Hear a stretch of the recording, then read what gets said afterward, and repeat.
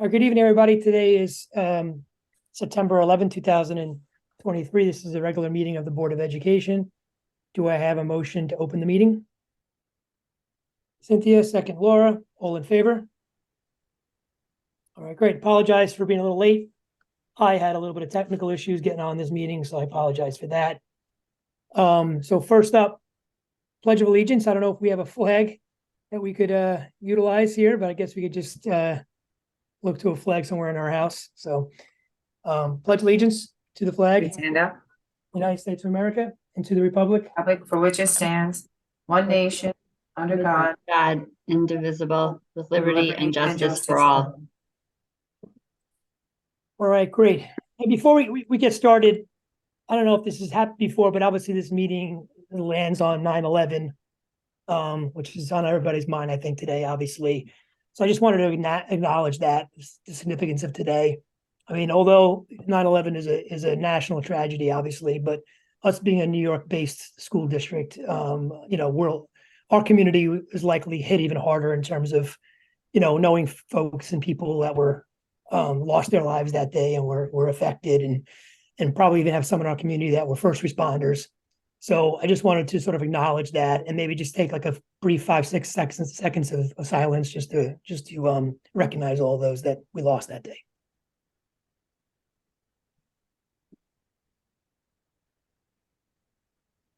Okay, thank you. All right, let's jump right into it. We have a very light agenda tonight, which is good and works out nicely for us, because what we're going to do, for those that are watching and listening in the community, if you want to stick around, after we get through the business of the board, we're going to stay on and have essentially a workshop, which will be sort of a continuation of our board retreat that we in the past have done behind closed doors as part of our 2-day retreat, but this year we did it a little differently. So tonight we're going to openly discuss 3 things as a board to get ready for the new year. We're going to discuss our board goals for the year and come up with those goals. And then we're also going to talk about our committees, what committees we're going to maintain, and who's going to chair and be on those committees. That should be pretty quick, I hope. And then lastly, we want to just discuss workshop topics for at least the first half of the year before we get into budget season. Dr. Goodman was good enough to give us a suggestion based on our feedback from us, I'm sure, gave us some suggestions of what those workshops should look like. So we could just discuss that, see if we agree with that and solidify all that. So we'll do all that at the end of the meeting for those that want to stick around. But we'll just go ahead and get into the meeting itself. Start off with comments by the board. I've kind of already said a few things, so I'll pass it on to the next person. Laura, you have any comments? Yeah, just a couple of just real quick sort of, it's been a very exciting start to the school year. I would like to just mention and congratulate Dr. Goodman and really our whole district, teachers, sports staff, administrators, and our families and students for our top 100 New York State school, the new report that came out. Very, very exciting to see the progress that we have been making and continue to make. I think we scored a 95.76 out of 100. And I think as we're in the top 10% now of the high schools, we've moved up quite a bit. And those scores, they look at, I was just looking through it before, and, they look at proficiency. So reading and math, we were 96%. And then for science, we were in the 80s, mid 80s. So, there's work to be done, but I think, we have to also recognize, we're quick to point out the problems we have, but when we're making progress and doing great things, we need to also commend and recognize that. So thank you, Dr. Goodman, for all of your leadership. It's really been a tremendous upward trend. So, and then the other thing before I move it on to someone else is I would like to also recognize Mr. Arthur's his communications and his sort of coming into the district, his efforts to acclimate and communicate. His emails have been very good as far as just, learning about what he's doing, team building, and his luncheon that he's doing with the guidance counselors for the new high schoolers to sort of acclimate, talk about curriculum, come up with some goals. I love that. And that's all new. And that's really a great thing to see. They also mentioned curricula, 30 clubs. There's going to be a meeting this week. So I really do hope that anyone's listening, they encourage their kids, because filling out college applications, I can tell you that's important. And yeah, so we have a lot going on, and congratulations to all the teams, all the winning going on. We beat Bronxville, if anybody doesn't know that. In football, that is. And so congratulations to Coach Diarco and all the boys that worked really hard on the field. And of course, our volleyball team and everybody else, we can't forget. And I hope everybody shows up to the soccer and the volleyball teams in the same numbers, because that was a great turnout. It was really fun. So looking forward to the fall festivities, and I will pass it along. So thank you. Thank you, Pete. Awesome. Thank you, Laura. I must say, excellent comments by you tonight. Oh, I thank you. Really good job. Really good job.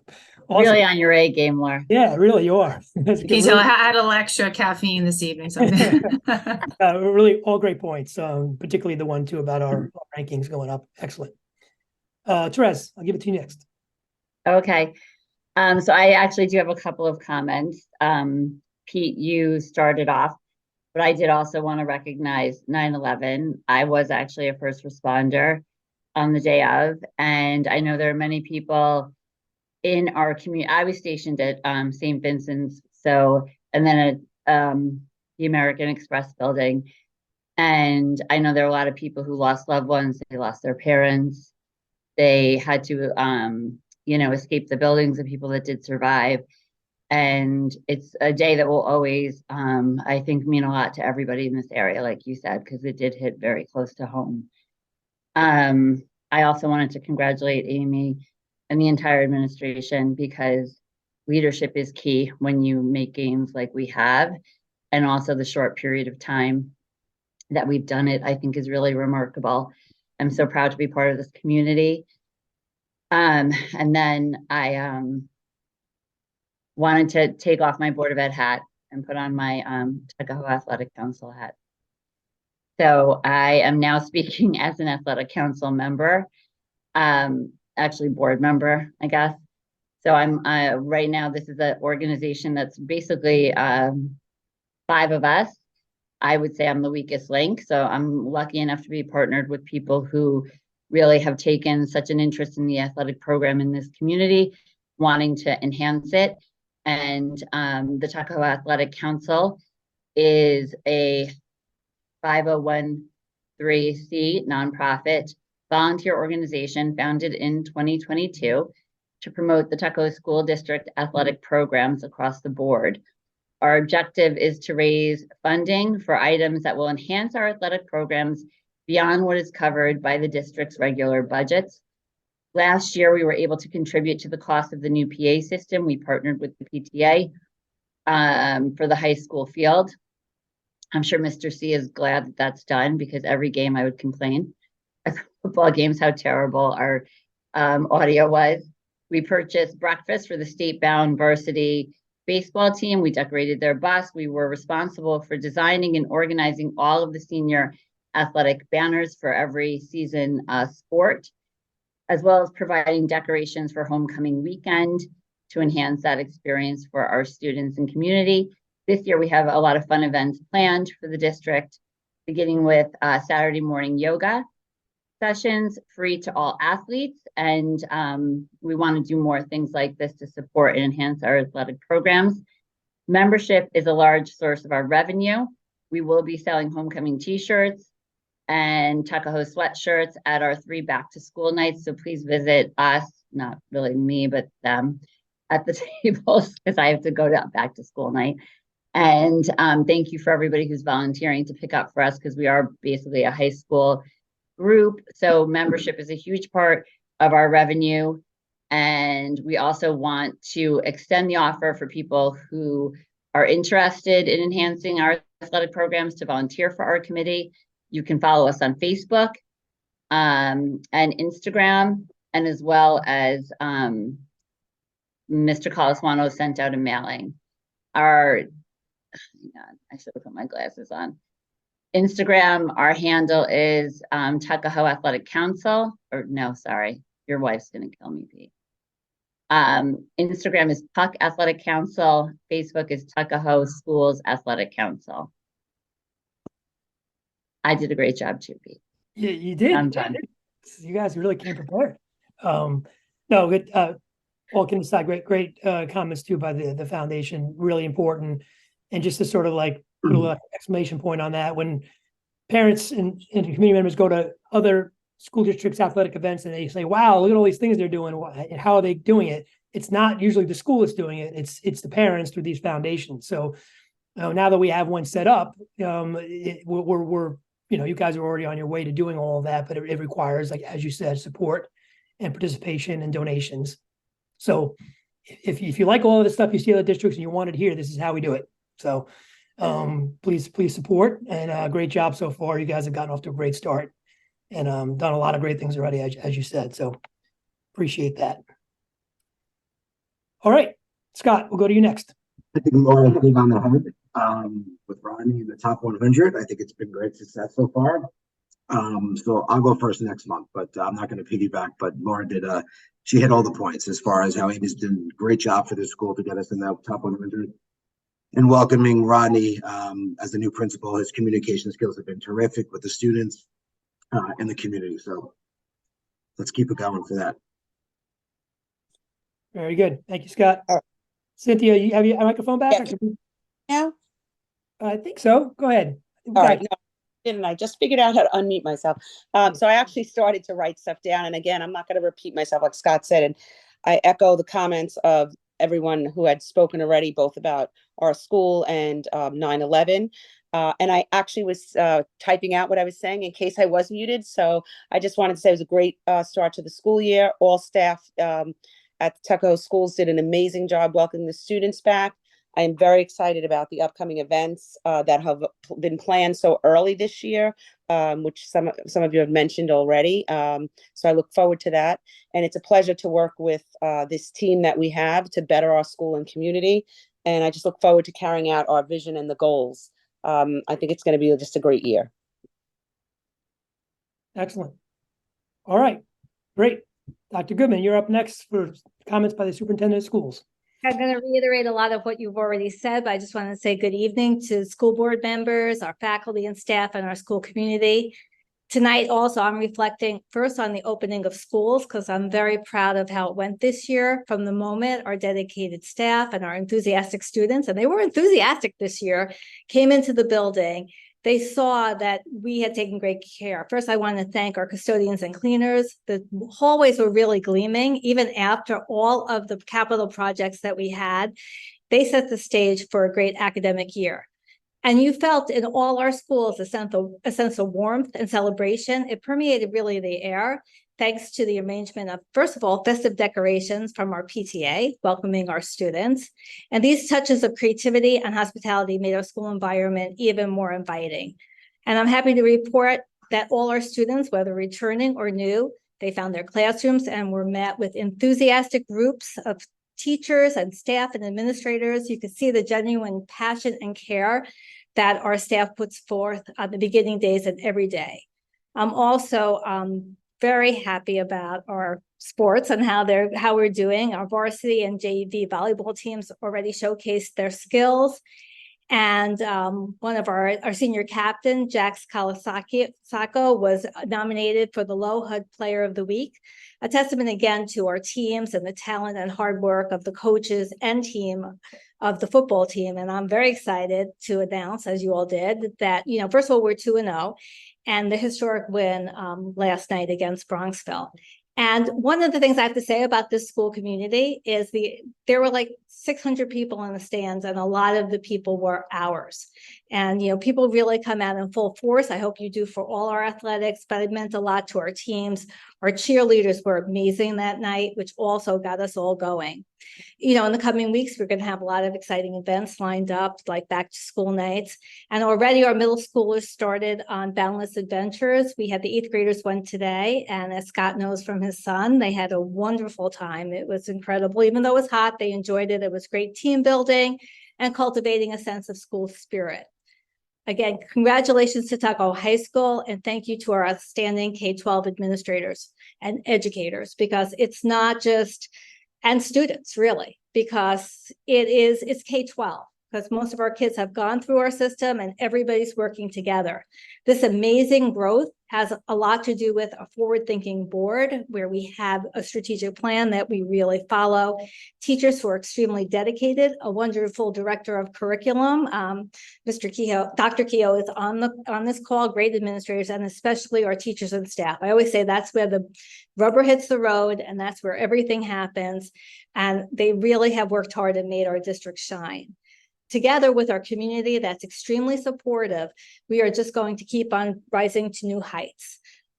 There's over, I think I looked, there's like 2,053 high schools in New York. So we're really up there. And when you look at some of the schools that you know in Westchester and you see where we stand, you see that we're really doing incredibly well. I also want to say something about the somber significance of September 11th. As we remember the lives lost, and many of us know people, and the heroes who sacrificed everything on that fateful day in 2001. We also need to reflect on the resilience and unity that our nation showcased during those darkest of times. May we never forget the lessons learned, and may we always strive to create a world full of compassion, understanding, and peace. So the memories of September 11th will forever guide us to a bright future. And again, we will never forget in Tuckahoe. I put something up on Facebook, and it is a somber occasion that did affect all of us. And let's bring forward what we have in our community, the type of unity we have, and just spread it everywhere we go. And again, thank you to the school board, to our school community for always supporting our students. Thank you. Excellent. Thank you, Dr. Goodman. And Appreciate it. actually, Amy, Dr. Goodman, the 11th grade is taking a trip, just for what you're saying, to the 9/11 museum, which is actually their first trip because of COVID and everything else since coming to the high school. And I hope that, you know, our kids get to access the city and see these things. It's going to be a very, I think, meaningful experience for them. So It's very well done. I mean, it's very well done. Very happy that they're taking place in it. Both principals have made announcements today. I happened to hear Mr. Arthur's announcement. It was very, it was awe-inspiring, and everything that you've said about him this year, you know, I'm seeing even with that announcement today. You could hear a pin drop, and the students listened very carefully. And I think the museum experience will be very important for them to have. So thanks for bringing that up. Great, thank you. Okay, next we will kick it over to our business manager, Faith Sparks.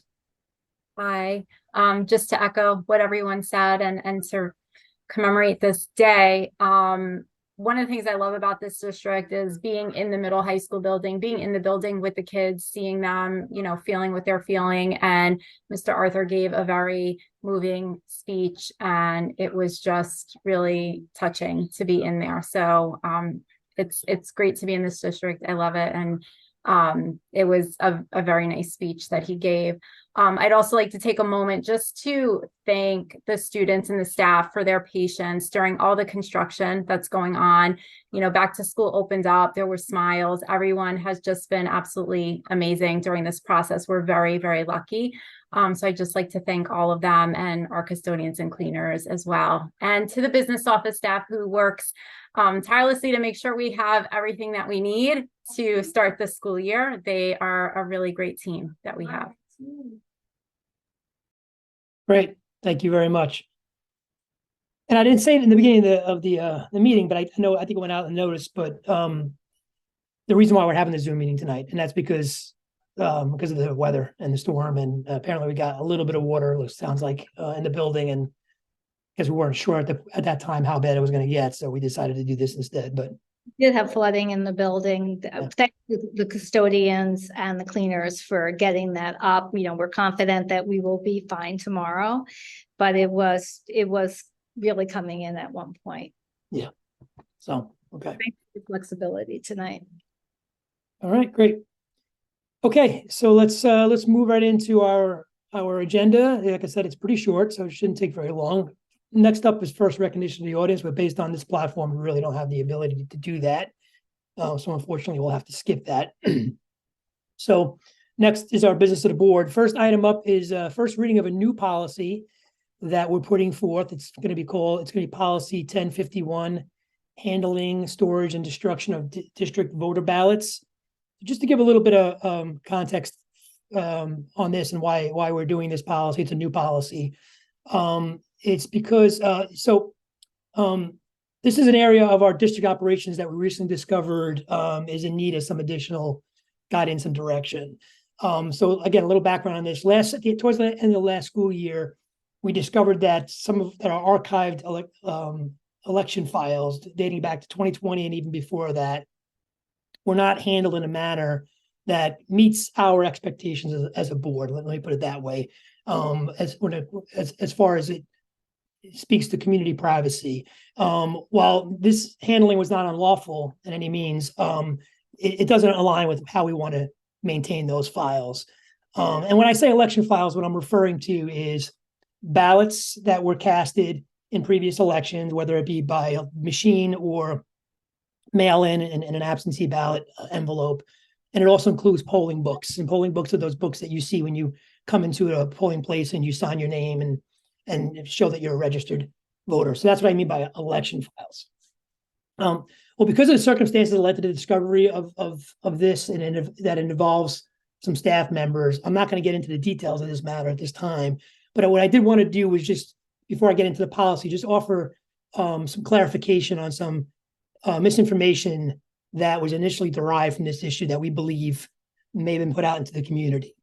So two things that I wanted to just address. One was this false notion that may have been spread in the community about absentee ballot envelopes from the 2020 election that weren't signed not being properly cured. This term cured, meaning that the district may have had a legal obligation to try and fix envelopes that weren't signed. And if those of you remember, 2020 was a 100% absentee ballot election due to the pandemic. Everyone had to put their ballot inside of an envelope and sign their name, and then that went into a larger envelope that was sealed and then either put in a Dropbox or mailed in. So the way that was done, those outer envelopes were not opened until the day of election in front of all the election inspectors that we hired and on the CCTV, if you remember. So there was no way to know ahead of time which ballot envelopes were not signed. And there was no process in order to do that. No school district did that. The miscommunication likely comes from some language that may have been in the general election law, from that year, where there was possibly some mechanism for election precincts to cure or fix ballots that weren't signed way ahead of an election day. But that was not education law or state, or under the policy and laws that we were following, or all school districts were following. There was a different set of rules that we were following. So there was no curing process at all, and there was no means to do that. So I just wanted to dispel that myth. So although definitely some ballots were not counted or were rejected because they weren't signed. And although that's sad that some people's voices weren't heard, that's not due to anything improper. That's just the procedure that we had to follow. That was the rules and regulations that we were following.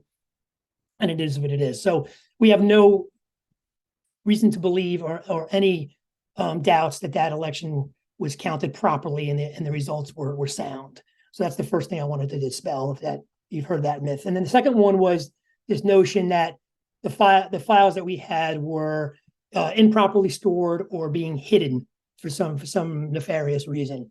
That's not at all true.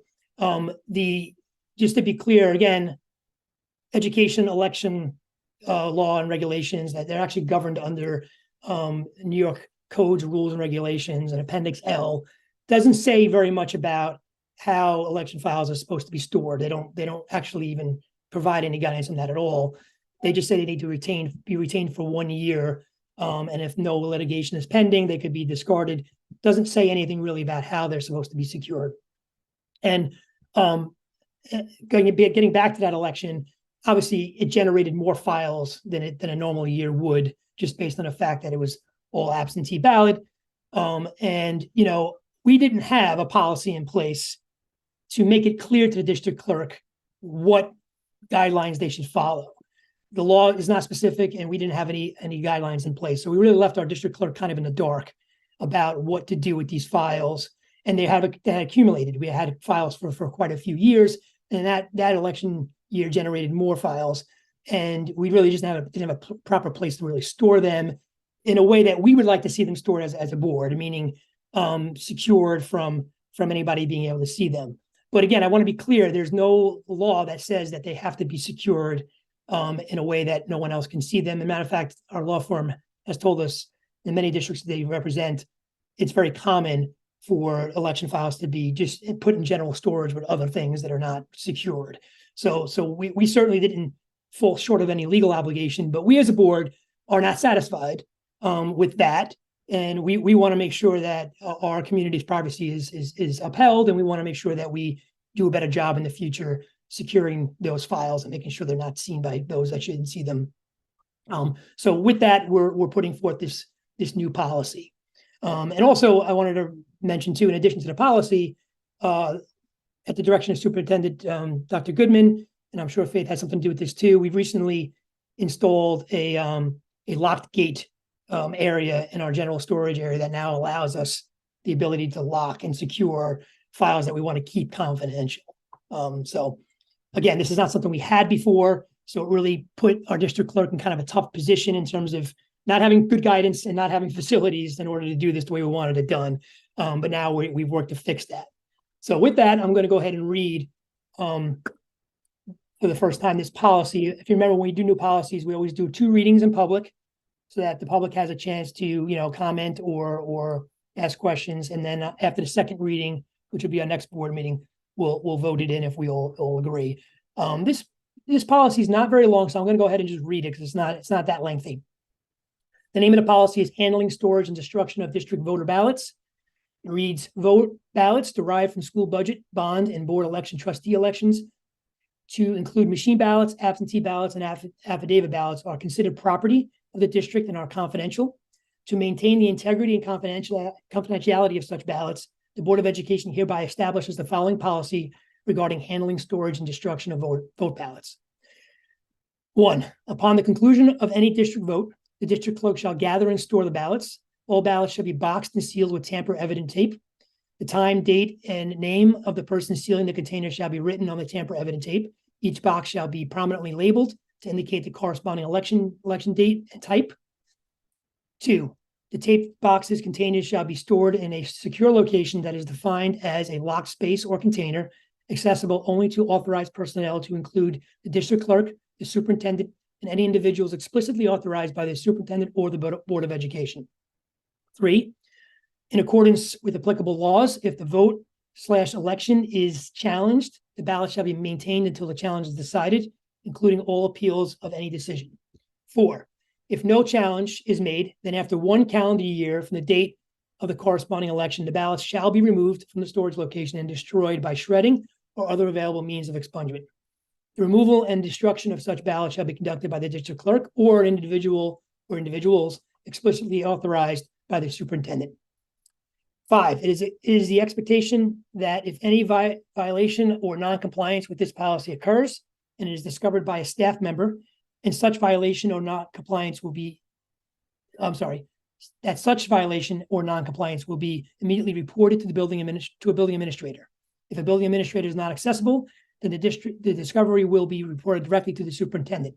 Any building administrator receiving such a report shall immediately notify the superintendent, who will investigate the matter and direct corrective action. Upon notification, the superintendent will also notify the Board of Education of the matter in a timely manner. And lastly, number 6, if a district employee who is not a designated authorized person as defined in paragraph 2 of this policy was to gain unauthorized access to vote ballots due to noncompliance with this policy, that employee shall not open the box or container and or examine, manipulate, or remove the contents of the box/container. That's the policy. Okay, so that's our first reading. Nothing for us to do tonight. We'll just go ahead and read it again. And again, the take home there, the main thing I think that we try to accomplish with this policy, in addition to just making sure they're secured in a way that we consider to be proper, is really setting up the idea of purging these files after the year has gone by and there's no challenge. I think really one of the main issues we had here was we just were accumulating these things longer than we needed to and creating a larger risk profile. So the main thing I think this thing does is just make it clear to the district clerk that she or he, whoever it's going to be in the future, shall get rid of these files when we don't need them anymore, because there's no reason to keep them. Okay. All right.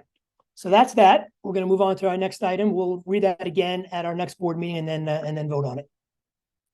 Number 2 is approve an engagement letter. Let's get this up. Resolved that the Board of Education approves professional services for the 2022-2023 school year provided by Bonadio and Corporation LLP for GASP 87 leases and GASP 96 subscription-based information technology standard reporting on behalf of the district in the amount not to exceed $5,000. Do I have a motion? Cynthia, second. Therese, any discussion on that? All in favor? Okay. Next, special education recommendations. Resolved that the Board of Education approves the special education placements attached to the agenda and official minutes of this meeting on file in the district office. Do I have a motion? Cynthia, second. Scott, any discussion on this? All in favor? Great. Next up is personnel recommendations. Resolved that the Board of Education of the Tuckahoe Union Free School District approves personnel action items A through R as outlined below. Do I have a motion? Therese, second. Cynthia, any discussion on any of this? All in favor? All right. That brings us to our second recognition of the audience, which once again we can't do on this platform. So that's it for our main meeting. I told you it would be short. That's all our business. So I'm not going to close the meeting because we're going to go launch into our discussion about our board goals and setup for this year. So as I said in the beginning, we'll start off with just trying to set our board goals for the year. I mean, as usual, we like to keep these pretty brief. We don't want to overextend ourselves and have a large list of goals. And really, as a board, obviously, we want to stay at a strategic level, at the high macro level. We don't get into operations or anything like that. So we try to align our goals with that in mind, and also being guided by our strategic plan. So in an effort to sort of facilitate this conversation as a sort of a starter, I did email all of you 4 suggested goals that I'm putting forth. We don't have to take any of them. But I just, if I could start the conversation with what I put forth, and we can talk about them. And then if anybody else has any ideas or anything they like to see as part of our goals, we'll do that. So I'll state mine, and then we'll just go around the horn one by one, and you can comment on those and then put forth anything that you would like to see. So the first goal that I was putting forth was centered around the strategic plan. Our strategic plan that we're currently exercising or working towards was a 4-year plan starting in 2020. So technically it's expiring, if you want to call it that, at the end of this school year.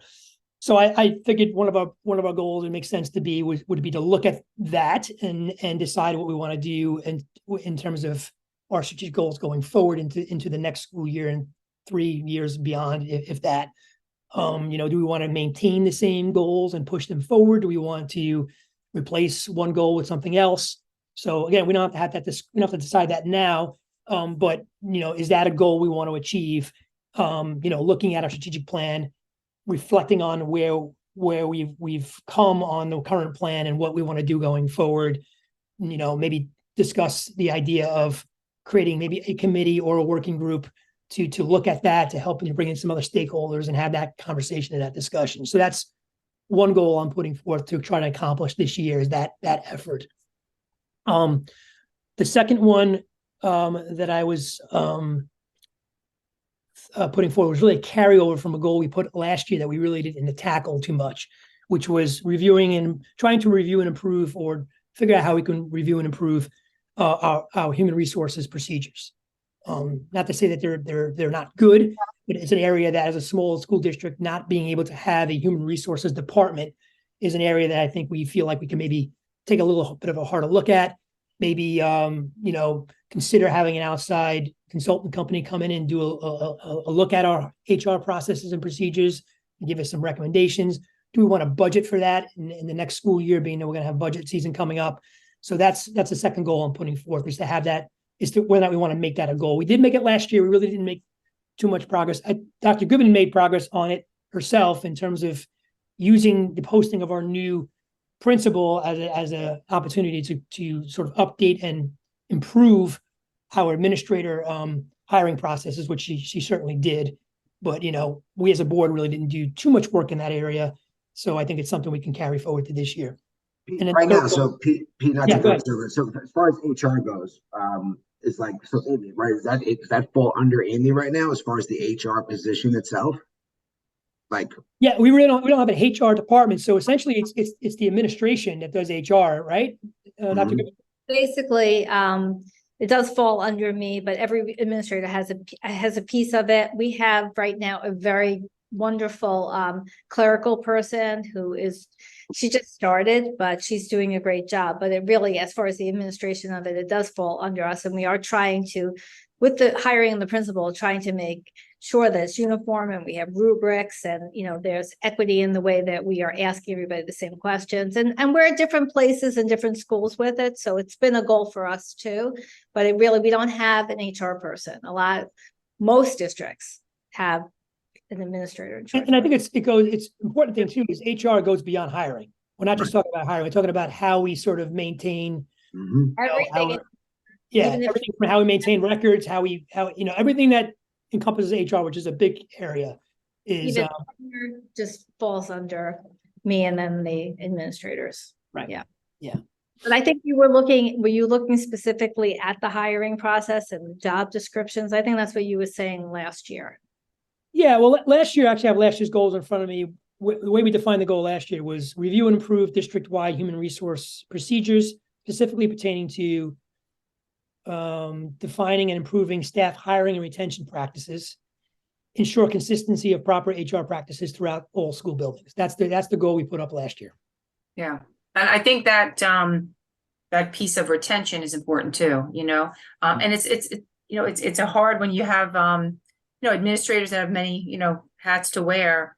So I think we talked about it last year also, just having somebody have this sort of bird's eye, like just sort of look down and tell us maybe we can be more efficient here or creative there and think outside the box a little bit, because we are small, we can do that, which is sometimes beneficial and sometimes it's, so it goes both ways. But yeah, so I think it's hard for Amy to wear all the hats, especially with administrators, right? I think you got to have a separation, and it's important you have an HR person, as a single point of contact, and that person can manage all the HR functions. Mm-hmm. It's not an administrator where there's teachers, they have teachers under them, or vice versa. Amy has obviously administrators and teachers, so you're kind of doing checks and balances. Whereas Pete said, I think an outside firm is someone that I think you need someone on the ground in the building that can be with the faculty and staff every day, and administrators. But I think it's one of the crucial things, Pete, we got to do. Yeah, I definitely think it's an area. We can definitely make a goal and figure out how we want to sort of work with the superintendent to see what we can do to make it better and improve it. Right, but to be clear, we're not we're not discussing hiring an HR person who's we don't have the bandwidth or the budget for that. I doubt it makes sense for the size of our school district, but again, I think the goal should be just exploring the entire area of HR and coming up with some sort of a long-term way to improve. Now, I'm doubtful as I sit here today that it's ever going to make economical sense for us to create a full-time HR department. But maybe it could be a hybrid position with something else. I don't know. But I think the idea of the goal is to have maybe get some outside professional help to take a look in and help us figure out what's the best fit for us as a school district of this size. There are also trainings you can do about in operations, lean management styles and all of that I think could be helpful in how you just run a business, because really a school district in ways is a business, right? And Amy's our CEO of our business. So, but like many small businesses don't have, I mean, I've worked in private practices where we employed like 90 people and we didn't have a specific HR department or even HR person. Like we had clerical people who handled certain HR things. So I think we have to be creative with it, and setting standards, I think, is hugely important. So that should definitely be one of our goals. That if I suggestion, when you bring in a consultant to I could tell you what we don't have. Like maybe we bring in a consultant to develop what we don't have. Because Yeah, that's when you did right. this plan, they just I put this together. They handed a bunch of paper that made absolutely no sense. So if we're going to put any money to it, maybe we could tell them, with the board, what's lacking, and they could make, I've seen it here making rubrics and questions. I know in another district, a neighboring district when I worked there, and we brought in somebody who, was a director or assistant superintendent of HR, was retired, and just like handed us some things that made it a lot easier. So, instead Right, of more like a professional development. I'm not talking about like a Right. consultant to identify weakness. I was talking more like almost in the I'm like a professional development, like you're saying, like these are great tools. Like we don't need to exhaust your time recreating a wheel that I'm sure somebody else has already created. if we're going to put money to it, like we probably know, and we could tell you what the weaknesses are because we haven't had anybody in charge of it. And, and each superintendent did something a little differently, but, we don't have a department. So maybe we could, when I did it in another district, a neighboring district, they were handed just like, and it was really good. I'm sure it's outdated now, but you need something that's more, with the laws and rules today.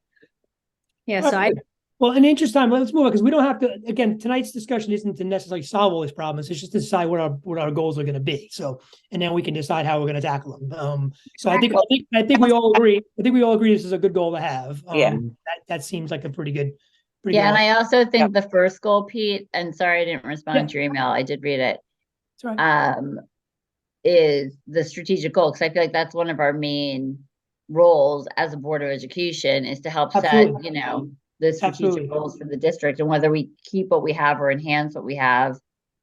But I think that should definitely be a goal. Mm-hmm.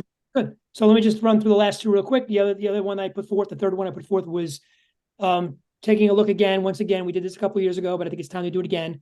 Looking at alternative educational options for our high schoolers, namely BOCES, and other things like BOCES if there are out there to address some of the needs of some of our students who maybe traditional academics isn't the best fit. So I think again, I think it's time to look at that again. I know it came up quite a bit in the debate, the trustee debate as well, or discussions. So I think it's time to look at that again and just see if there's something we could do better in that area. And then the fourth goal that I put forth was, again, another carryover from last year that I think we did make improvements on last year, but I think it's always one you always want to keep looking at. And that is to increase and improve board. This time I put external and internal outreach and communications. Maybe that's one that we feel like we're good at. I just, figured it was a good one to kind of throw out there as a discussion. I think it's always an area. Communications is always an area that you always feel like you can improve on. Even though I think we have made improvements in this area, and most namely improvement we probably did in the last year or so was the surveys that you now put out every year was a step in that direction. So that's just one I threw out there. So why don't we go around the horn and you can comment on the on these four, even though most of you have already at least on two, and if you had any ideas that were different from these that you want to put forward. So I'll start with you, Scott. Do you have anything? Well, Pete, I think your email, I obviously I read it. I think it was great, and the goals and carryover. I did last year, but I think just the points you hit were great. I like to see definitely. I know we talked about APs. I think that's a huge one, and my son Logan, who's in 10th grade, ran into a problem this year, and I'll tell you what. So basically, in 10th grade, all we offer is computer science as an AP class. So his schedule that he's not strong in math, so he didn't want to take statistics because he's in 11th, and a lot of 11th graders taking it, and he's not strong in it. So since he couldn't get into, he wanted to take a certain math class where we thought was the right class for him. And I want to thank Jessica Perillo for this because she's amazing when it comes to the guidance department. We got him in the right math class, but we had to lose computer science AP because we only offer one. So I'd like to see us ramp up more APs for 10th grade, because there should be more than just a computer science class for 10th grade. I know I'm not going to compare us to Brownsville and Scarsdale, but I do think we can at least offer one more. If we get 3, it would be phenomenal. Especially in 11th grade, I think we're going to really have to see some more APs, more electives as well. But the 10th grade is really like to see at least one more. One thing that I think we did great is my Mason's in 8th grade, and he's taking 9th grade classes right now in 8th grade. And I want to say hats off to the school for that because they're giving them the chance to take high school classes in 8th grade if you qualify. If you have the grades in 7th grade to do so. So I think that's a great thing. I like to see that carry over and actually get more rigor for the kids in middle school because we talk about retention a lot, right? And we want to keep these middle school kids going through high school. And I think if the parents see the rigor in 7th and 8th grade, it's really going to help carry through to show what we can offer in high school because our high school is phenomenal. But they just don't see this because of middle school right now. And I think if we're ramping up the way we've been doing, I think we're going to see a lot more. We're going to have to put a 3rd level on the school soon, hopefully. So the AP's guidance department, I'd love to see. I think we need to really. Our guidance department, they do a great job. But listen, everyone, I can do better at my job. We can all do better, right? We can all put more effort in our jobs, in our careers. Right? I'm not saying that, but what I like to see, and I know Laura had a senior and graduated, and Therese is kind of up there, and Cynthia. But I like to see, like we talked about, this more college fairs for the kids, right? We definitely want to bring in. We want to bring in more colleges to meet the students. We should have a feeder program, a feeder school that, a certain university or college loves Tuckahoe, right? What's our acceptance rate at, these certain schools? And let's make that the feeder program. I like to see the guidance counselors actually go out to the schools and visit. Hopefully certain colleges will come back excited to talk to the kids. I think that's something we could work on as a goal, to maybe meet with the guidance department more. And kind of really develop the college essay writing, help the kids with that with the guidance department. Maybe it's in outside classes or what have you. I'm not there yet, but I know Laura's been there and she's probably the best one to talk to for that. So that's something I'd like to see as a goal for the board to kind of work on. That falls in with the internships, what have you. I think we can do a better job with that. Definitely want to see more class trips for the kids to New York City and all the museums and the cultural arts centers. I think there's a lot to offer. So I think we can do a better job to get them out of the building because I think that goes a long way. Like we started second week with Boundless Adventures was great. The 9/11 museum was great. So I think we're doing great. But the goal is great. If we can get those kind of next steps, we can talk about how to do that. I think that's something we should work on. So I think everything you mentioned is all good stuff and stuff that I would say I agree with. But if I could be honest, I'm not sure those are appropriate board goals though. So remember, we're talking about what we as a 5-member group are going to do, together. So again, there's always connections. Like I brought BOCES, but the reason why I bring up BOCES as a board goal is because essentially it's going to take us funding it, or at least us pushing for the funding of it, and it's going to be a big chunk. Now that could be to your point. That can also be the constraint that's holding us back from APs and electives. So maybe that gets thrown into that goal as well.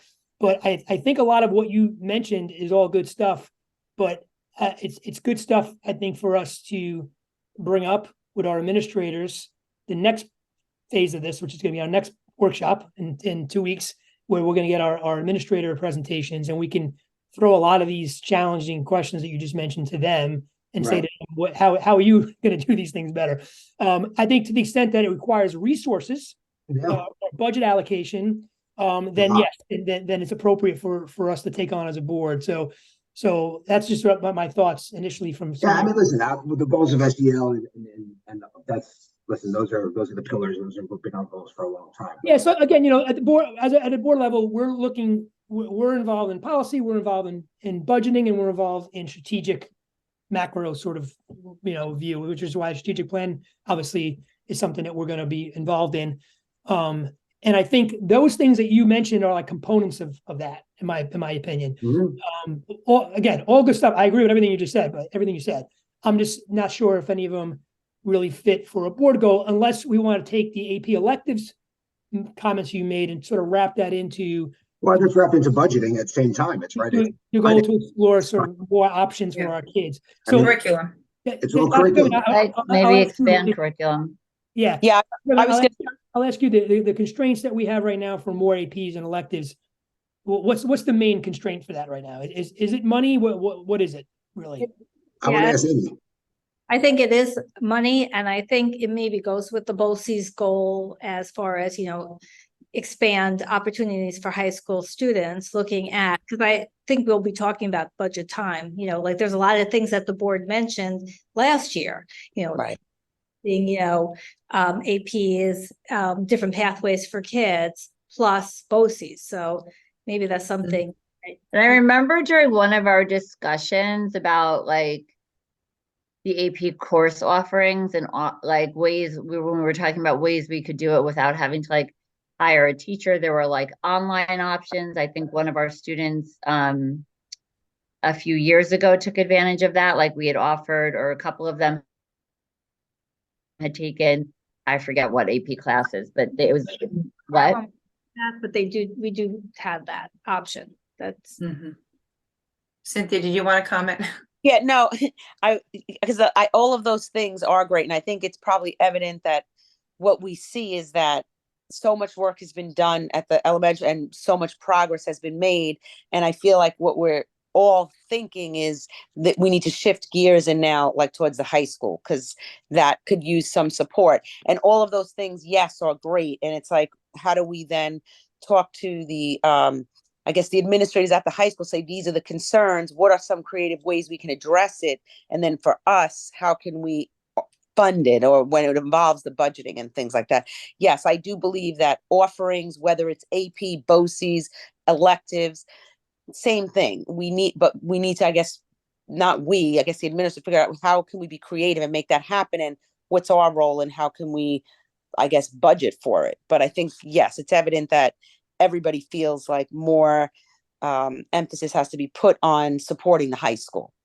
And I will, now that we have a new leadership. Part of it, But you said the driving goal of the rigorous learning, right? And then obviously the metric is there to offer these kind of things, right? And again, that's, I know it's not the exact pillar goal, it's kind of within that pillar, but it's just something that I was going to say, I'm curious to know too, like we're talking about all these things that, what parents want and what, these AP classes and this. Have we ever asked the kids what they want? Because I feel like that, like even with just electives, what are they interested in? Like, I think that would be up to obviously the administration, not us. But I feel like in order to add those things, it can't be based on what we as parents say, this is what we need, because then you can't add this one class and then you have no kids interested in it, or like two kids, so that we got to get also the best bang for your buck, so to speak. If we're going to be spending money, like where is it going to impact more kids? Right. Well, I think that maybe that goal could be that we have workshops, which was kind of our topic also tonight, but to have workshops where we bring administrators in and have them present to us on their goals based on what our pillar, so to speak, or our strategic goal overall is to improve the options or electives or enhancements, enrichments, this diversity of learning. We can go back to that. It's always about, well, if I have a kid that's really wants to be, build homes or be a plumber or do something BOCES related, there really in this day and age should be an avenue for that. It's kind of crazy when you think about the kids that aren't meant to be in AP or IB or all that. They're more. So I think that's something, let the administration think about that and come to us. That's obviously a goal that we have, that we just want to keep it going, the progress, and let them come to us with ideas that, whether it's on, like what Tress said, I know at Caitlin School, they have online, for certain kids that want that. And so I think that it'll be exciting to sort of see what they bring to us, because Right. I don't know, I'm not an administrator, I'm not an educator, so. But I like that idea though, of all these ideas, just put it together maybe, and it's under the pillar of diversity of learning, or diverse learners, however we call that, Right. you know? So that could be a goal of Or it's under Pete's goal, Shops. or it's under Pete's goal of supporting, the rigorous learning by expanding that, and then have Yeah. something with a diversity with BOCES, integrated with the yeah, those put it workshops. under that Yeah. goal. Yeah, so Okay. as you're talking, I'm kind of typing up a suggested language for that. So Pete, and I think one of the goals too you said was, I think, communication, right? I think that's all. I think Yeah. that's great. As It's far always as an ongoing, yeah. Yes. Mhm. yeah, that's a big one. So I'm working on as we're talking, I'm gonna sort of state the third goal with the BOCES and try and incorporate what we just talked about in there. So I'll do that as we talk. But so Laura, do you have anything that you wanted to bring forward other than what you said already? No, I think those are pretty much, like I said, we could sort of tweak them and fine tune them a little bit also. But that's more or less what I had also. Okay. Yep. Therese, did you have anything specific you wanted to put forth in addition to what we talked about? Nothing additional, no. All right, Cynthia? But well, No, actually, one other thing, Sorry, I go do ahead. think the communication part, okay, I know, I can't help it. But I do think I mean, these are all your ideas and I'm just repeating them and now I'm pretending they're my own, but First of all, they're not really my. I mean, that's what any good They leader come from does. discussions we've all had before, so it's not I really. do want to say Pete wrote a great email. That was phenomenal. But the goals are great. I do want to give Appreciate Pete a ton of But credit. again, a lot. Thank you, I appreciate it. But a lot of ideas just come from the discussions that we have. So it's floated in my head because we've all talked about it. So it's not really my ideas. But go ahead, Therese. I'm sorry. I just think the communication part, I think, is always something we should always be better communicators. Yep. As far as what everybody does within the district, what we're doing for curriculum and, all of that kind of stuff, giving that kind of feedback, almost like how, Dr. Goodman gives us in the capsule talking about what, Dr. Keogh did for back to school, for professional development, for all of that kind of stuff. I feel like the more we can communicate about what we're actually doing within the school and the operations and the leadership and administration, I think that would all be helpful for our community. Just to and clarify get buy-in. something, just to Yeah. clarify, and certainly we could tweak it any way we want. When I wrote that goal or put that goal forth, I'm really referring to our communications with the the board's communications with internal and external partners, not necessarily the district's Oh, communication. I see what you're saying. I know that's always can be improved too, but Dr. Goodman, does a great job of Well, that communicating. makes more sense. Yeah. I'm wondering about how can we better communicate? I know last year we talked about doing some more town halls or some more types of discussions that are outside the normal board meeting setting. I think that's something we should think about doing this year. So it's really more along those lines. Again, trying to keep towards the board goals. What about a survey monkey or something like that nature? We can maybe maybe we pick a topic as a board and I don't know, are we allowed to do that? I'm kind of new to what we can and cannot do, but can we do a survey monkey for the community? Things ideas or questions they have or concerns? Is there something we can do as a board? Think about things they want to talk to the board about, Yeah. The board to discuss? Yeah. That's something we can explore. Yeah. I know That might be a good idea because in my years here, nobody has ever asked for a meeting. When we had the board we used to have office board hours office and the hours and no- coffees and all that. I did board office hours. Yeah, I came to them. Yeah. Hey. And when we first put it forth quite a few years ago, and It was a while ago. Wait, did I not sign up for it?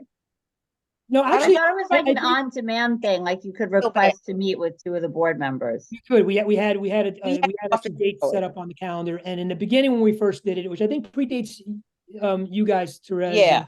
And it was back in my first term when Michelle was around, Rob. Rob and Dodge. Yeah, and people did take us up on it initially, and we did do a couple, and then it just kind of faded out, and then nobody ever did it again. So, yeah.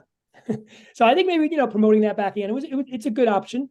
I like town hall. Some people just aren't. Some people want to speak to board members, but they're not really comfortable coming to a board meeting and getting up at a podium.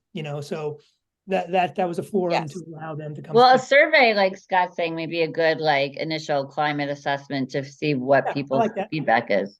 I think Like, some, Yep.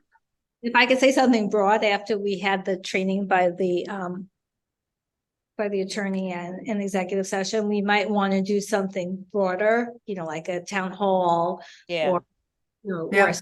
Yeah, I like the town hall. Yeah, we did that. Remember we did that one where we had a panel, right? Yeah. And And it people was sort came of around. Q&A. Yeah, Yeah. that was well We attended did it too. I mean, I don't know.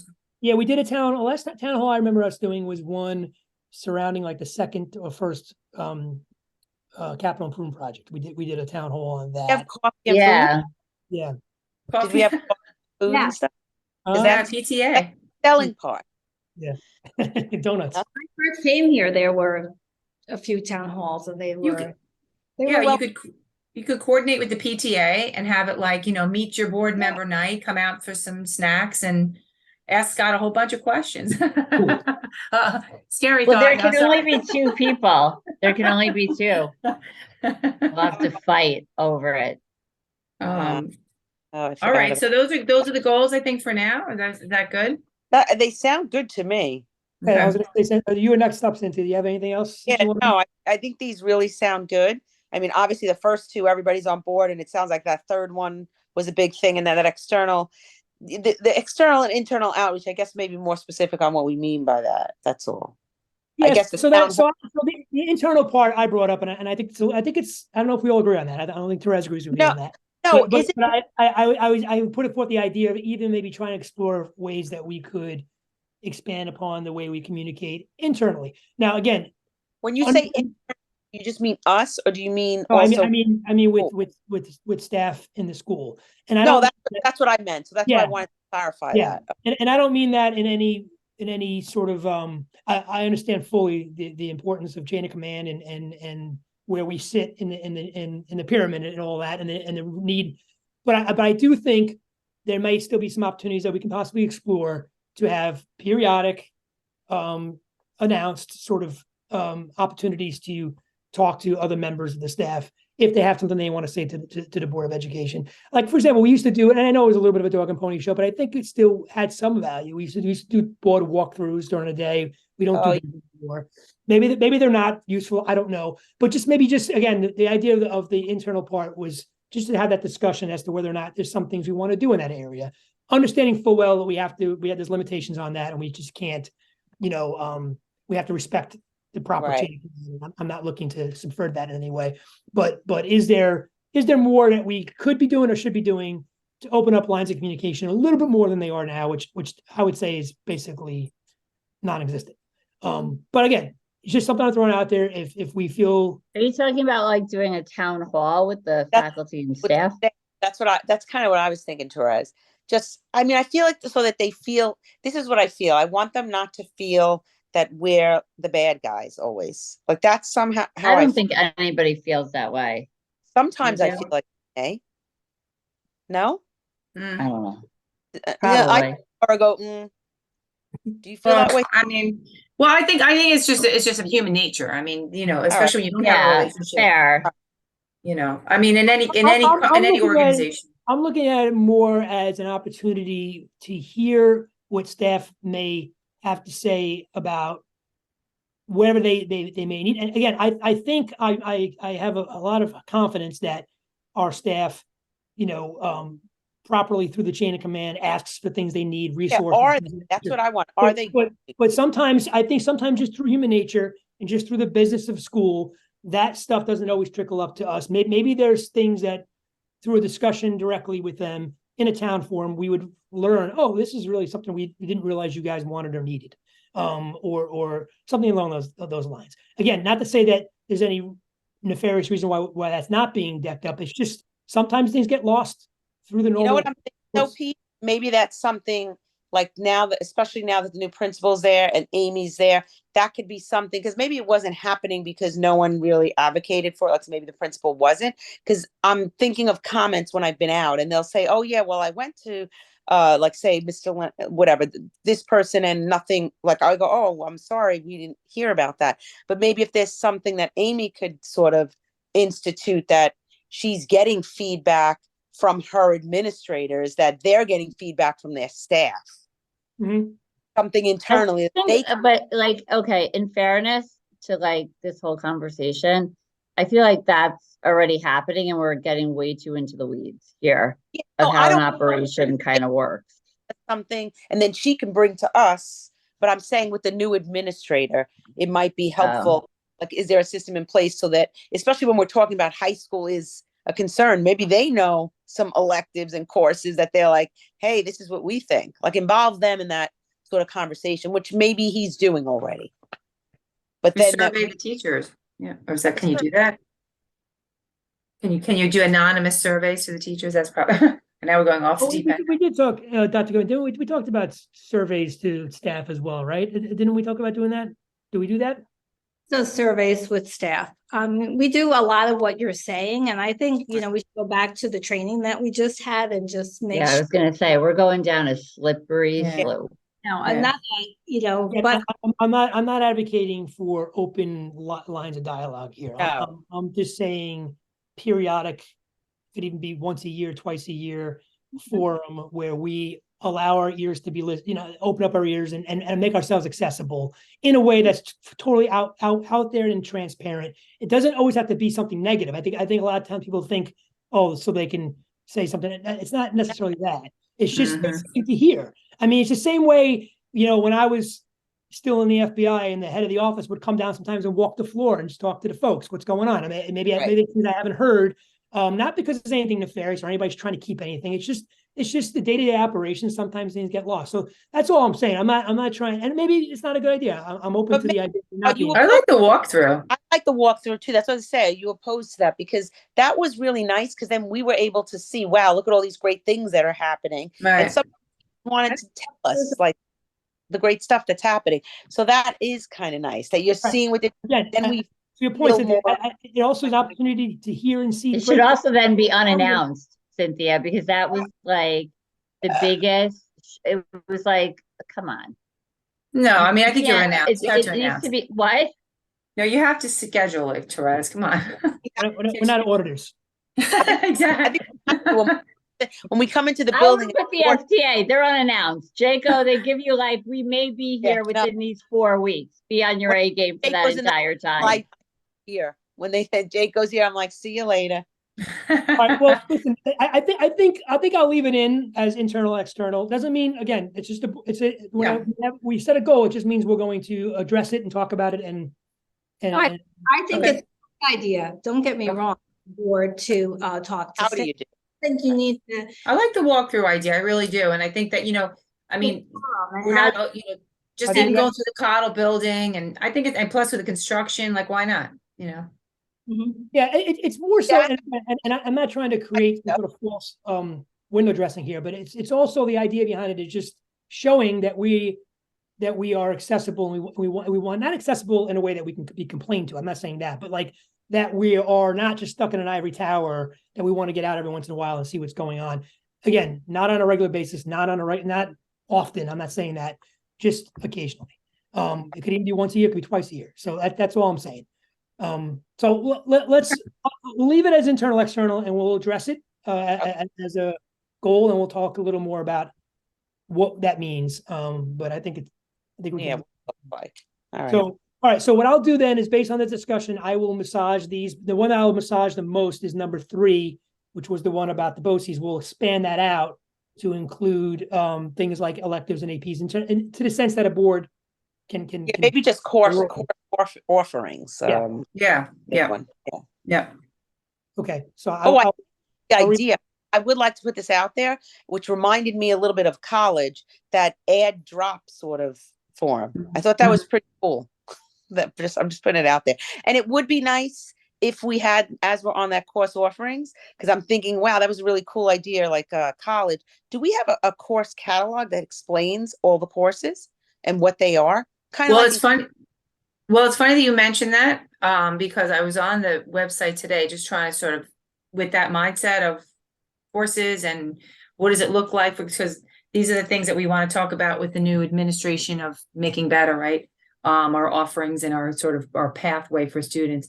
But to your answer, Cynthia, and that's something I would like actually to well, not as a goal, but I mean, the website has always been my thing, and it's so much better than it was. Dr. Goodman's done a great job, and the staff of updating and putting pictures and our Facebook and all that stuff so much better. But if you go into to answer your question, if you go into our website, you look at course offerings in the high school, I guess that's where that would be, right? It's old, it needs to be updated. And there does explain some courses, but it's different, it's like every school, you change every year. So, I mean, it's hard to kind of stay on top of that, right? I mean, Dr. Goodman, what do you think? Yeah. You're absolutely right. And I met with Mr. Arthur today, and he's diving into The having handbook. everything Course being offerings, yeah. out for parents and for students. You'll see when you go to the senior meeting tomorrow. Oh, good. Yeah, because sometimes Okay. in other schools, they have a handbook that's pretty, and we've talked about it before, Dr. Goodman, about, like looking over those handbooks every year. You kind of have to because things Right. change. You don't have More comprehensive. Well, the handbook, sorry.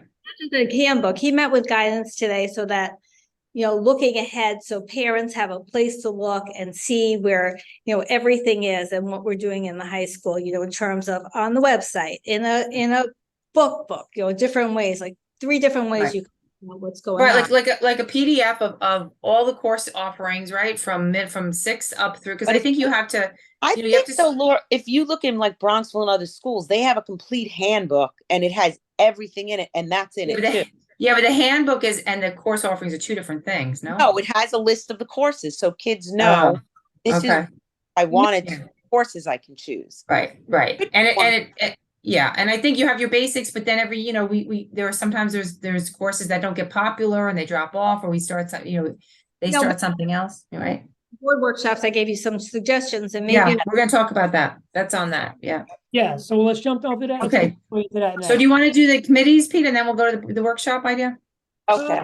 Yeah, okay, we can do that. Yeah, so anyway, bottom line is, sounds like we have these 4. I'll massage them based on our conversation. And then I'll put them back out.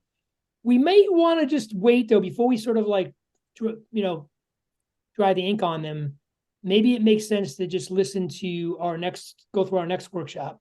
I Which is gonna be 2 weeks, which is going to be the administrators presenting on their goals for the year. Because maybe based on that discussion, we'll want to tweak our goals just a little bit. I don't know. So Yeah, good idea. I'll go ahead and totally agree. alter them based on what we just discussed, and then we'll kind of wait until we hear that presentation, and then we'll solidify Yep. our. Good idea. Okay. All right, yeah, so let's go to committees next. So we have 4 committees that we right now, I'm looking for one thing, excuse me. No, we have 4 board committees that we run each year. I don't personally think that we need to change or add to any of them. The only thing that I would say is, and I don't know if we call this committee, I could see us creating some sort of a working group or something coming out of the strategic goals and strategic goal, like creating some sort of a working group. But that, I don't know if you'd call that a committee. That would probably be something else.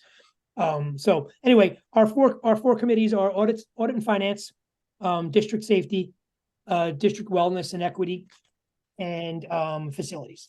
So the way we have these made up, on the audit and finance committee, we have 2 board liaisons, 1 board member being the chair, and then another board member. We have a business manager, Ms. Sparks obviously is on that one. 3 community members is on that as well. So last year, that committee was chaired by Laura, and also included Therese. The next one is the district safety committee. The chair for that last year was myself. That includes myself and another board member, which was Cynthia. And then Scott DeBellis is obviously on that committee. And we have representatives from local law enforcement and emergency services that participate in those committee meetings. PTA president is part of that. School building representatives and the superintendent. We don't have any community members on that other than the PTA, just for the obvious reasons of some of the things that are discussed there are sort of confidential, based on like building safety plans and things of that nature. The next one is the district wellness and equity. That was chaired last year by Therese. Other board member was Lori, who obviously is not with us anymore, so we'd have to replace her. And we have the director of special education and student services on that committee, assistant principal of student services, assistant principal and the elementary school, district SEL representative, 2 community members, and 2 students is on that as well. Yeah, okay. And then the last one is the facilities committee that was chaired last year by Laura. I was on that one as well as the 2 board members. Superintendent obviously is on there. Faith Sparks is on there. Our facilities consultant and 5 community members is on that committee also. So those are our 4 committees. As far as community involvement for the ones that have it, it's for those that came on last year, it's a 2-year term. But we do need to sort of check in with those and see if they want to continue to serve. And if anybody who's expiring, we have to post for new jobs. But what we'll do is when we decide on our chairs for each committee, it'll be that chair's responsibility to sort of work with superintendent and to get that, get that going and get those committees set up. So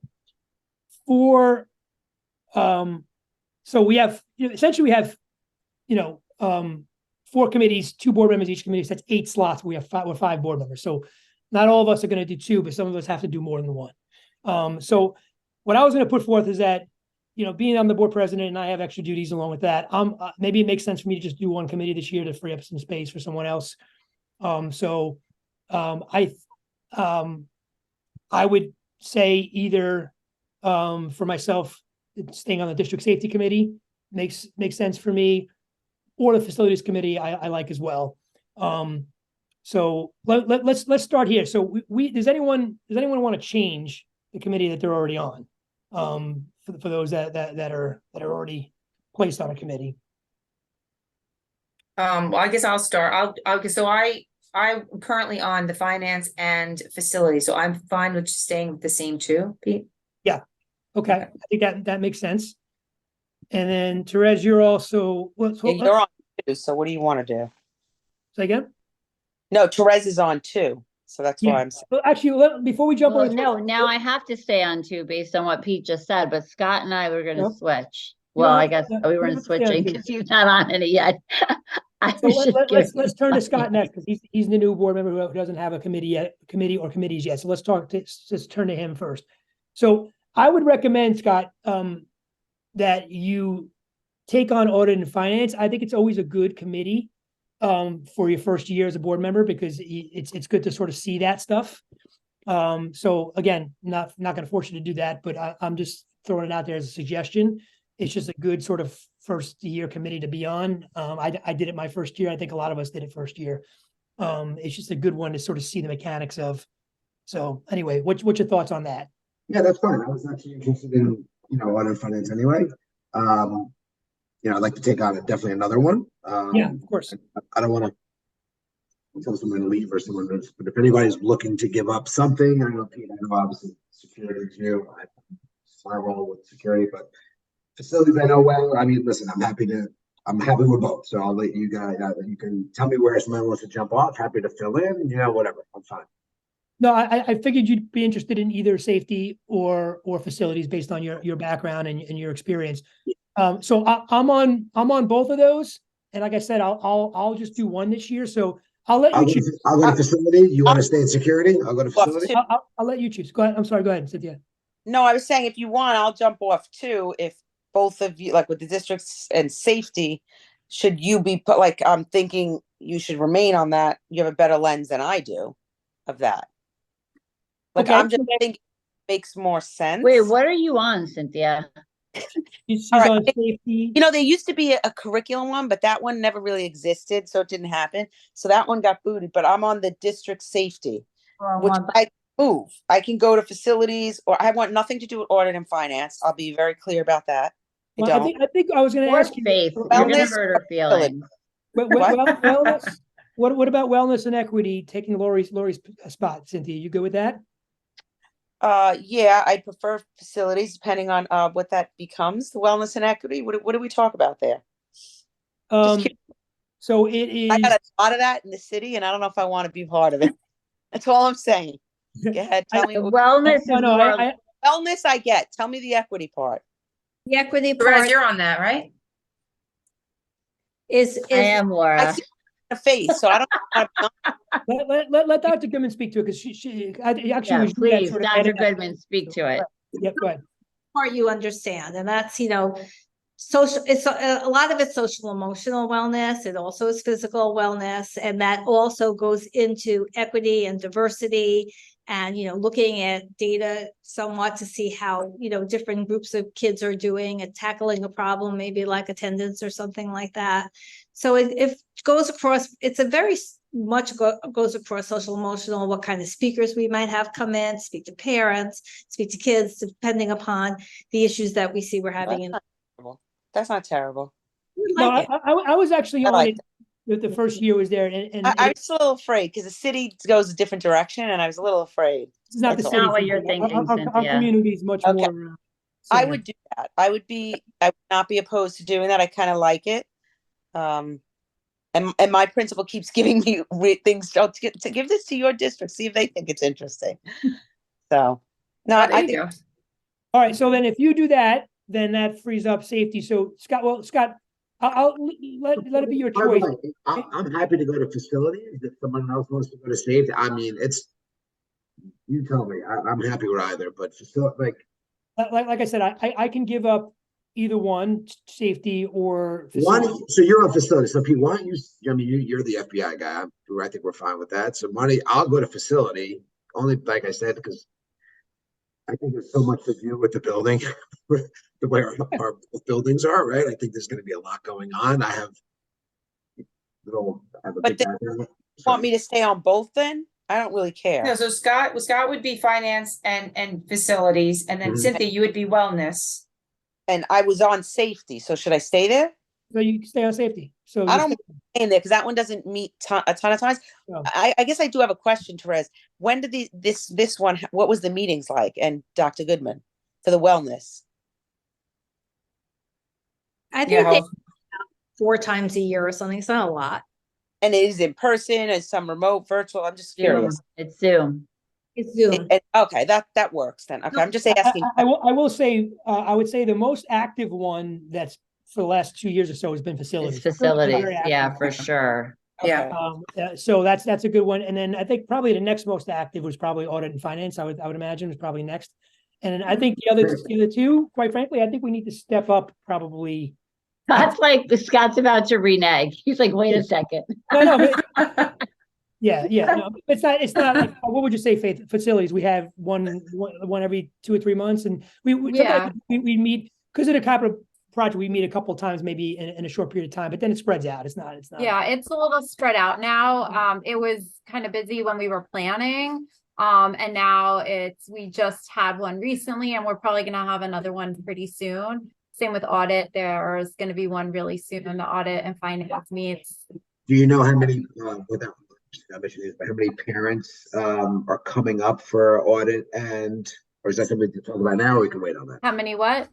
How many parents are expiring? Says it on. Oh, 2-year stint. And They just, yeah. so we have another year. A lot of people on facilities were there for a while. We have them give us sort of like their resume, and then we go, we want people who have some knowledge of that, like, and I think that you guys are all on committees where you have knowledge also. So I think facilities meets it more than every 2 to 3 months, but lately We were, yeah. I think like every 2 to 3 weeks sometimes, but okay. Wait, so I'm only on one committee? So all right, let's go. So here's what I have right now. Oh, yeah. So what I Right. have right now would be Laura and Scott on audit and finance, chaired by Laura. And then safety, it looks like it will be me and Cynthia again. I'll chair it. If we leave it this way. Wellness and equity would be Therese, shared by Therese and Cynthia. And then facilities would be Laura and Scott, chaired by Laura. Does that sound good? want to be on anything else, Therese? Is that why? So No. Therese, Oh. so you I just and I, wanted to make sure I wasn't missing anything. but you and I are the only ones that have one. Everybody else has 2. I think that's fair and equitable You're gonna and diverse. to chair I them. think we checked every box there. Yeah. You're the chair, and you're the chair, and then I'm happy with that. Say That's again, Cynthia, I didn't catch you on that one. What'd you- Chair. She doesn't want to be a Doesn't chair. want to Well, chair. I'm a No chair. chairing. Cynthia's not chairing. You're not sharing anything, Cynthia. You're not sharing. She doesn't like that word, chair. Okay, so that's how, Okay, everybody's next good with that? topic. Everybody's okay with that? Yep, we're good. And Scott, next year you can move off of audit and finance if you don't want, if you'd like to, and we can, it's just it is a good one for a first year board member to be on, in my opinion. Sure. Okay. cool, For thank you. insomnia. Okay, so, And just to remind us who's on just it and kidding, Faith. stuff, Sorry. Go Was ahead. that? So Did Rob, and Robin, so who the current people? Oh, she has it? Yeah, Well, so, and I suggest that we send out a letter to the people that are doing their second year and see if they still want to do it, because some of the committees, not everybody showed up who said that they wanted to do Oh. it. I have some openings. Yeah. So Maybe send out that letter for you guys to the people on it. yeah, you did. Sign them. Yeah, it's in your, so, I forwarded that email, Dr. Goodman forwarded to me with, no, actually it was in your capsule, I believe. Oh, in the capsule. All right. You had it in the capsule, so. Okay. Okay. All right, so I'll put that out in the same email that I put out the revised goals, and so everybody can see what I said. That's how we'll keep it for now. Okay. That's how we'll keep it. That's it. Those are the committees. That's it. Okay. Sounds good. All right. Lastly is the workshop topics. Dr. Goodman already put forth some suggestions, I think, based on hearing us in the past. I think she nailed it pretty good. So I kind of like the topics that she put forth, but I'll just go through them again real quick. So obviously the next workshop we already talked about is going to be looking ahead and looking back to the strategic plan and goals. That's going to be the administrator presentations on their goals for this year and how they align with the strategic plan. So that one's pretty much set. Then the next one after that, she's suggesting supporting scholars for lifelong success, how our guidance and counseling departments partner with families, educators, and students. So that would be essentially a guidance counselor centered workshop. With the guidance department would come to that workshop, right, Dr. Goodman, and present and talk to us? Yep. Okay. And then after that, she's suggesting diversifying instruction and an overview of integrative co-teaching methods implementation in grades K through 8.